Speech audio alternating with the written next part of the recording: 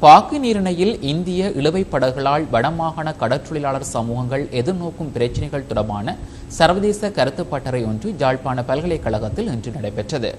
குறித்த பயிற்சி பட்டறையை யாழ்ப்பாண பல்கலைக்கழக துணைவேந்தர் பேராசிரியர் வசந்தி அரசரட்னம், ருகுணு பல்கலைக்கழக துணைவேந்தர் சுஸ்ரித் மெண்டிஸ் ஆகியோர் ஆரம்பித்து வைத்தனர்.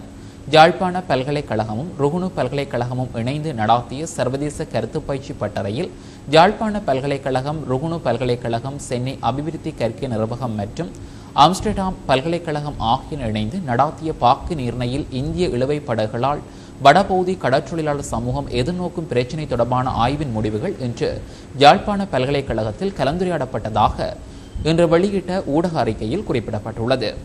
இன்றைய ஆய்வின் கருத்து பட்டறையில் யுத்த காலத்தில் கடலுக்கு செல்ல முடியாதிருந்த வடபகுதி கடற்றொழிலாளர்கள் தற்போது இந்திய இழுவைப் படகுகளின் தாக்கங்களால் கடற்றொழிலை மேற்கொள்ள முடியானது போனதற்கு இன்னல்களை எதிர்கொண்டு வருகின்றனர். அது மாத்திரமன்றி இந்திய இழுவைப் படகுகளால் வடக்கு மீனவர்களின் மீன்பிடி வேலைகள் சேதப்படுத்தப்படுவதால் ஏற்படும் பாரிய நிதி இழப்புகள், அத்துடன் கடல் சூழலியல் வளங்கள் கடுமையாக அழிவடைந்து போகின்ற விடயங்கள் கலந்துரையாடப்பட்டதாக வெளியிடப்பட்ட அறிக்கையில் மேலும் குறிப்பிடப்பட்டுள்ளது.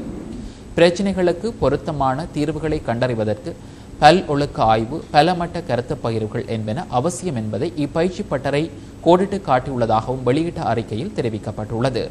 அத்துடன் இந்த நடவடிக்கையானது இலங்கை, இந்திய அரசாங்கங்கள், கல்வியாளர்கள், கொள்கை வகுப்பாளர்கள் மற்றும் சகல வகையிலும் இவ்விடயத்தில் தொடர்புள்ள செயற்பாட்டாளர்களை அவசரமாக நடவடிக்கை எடுக்க கோருகின்றது என்றும் வெளியிடப்பட்ட அறிக்கையில் குறிப்பிடப்பட்டுள்ளது.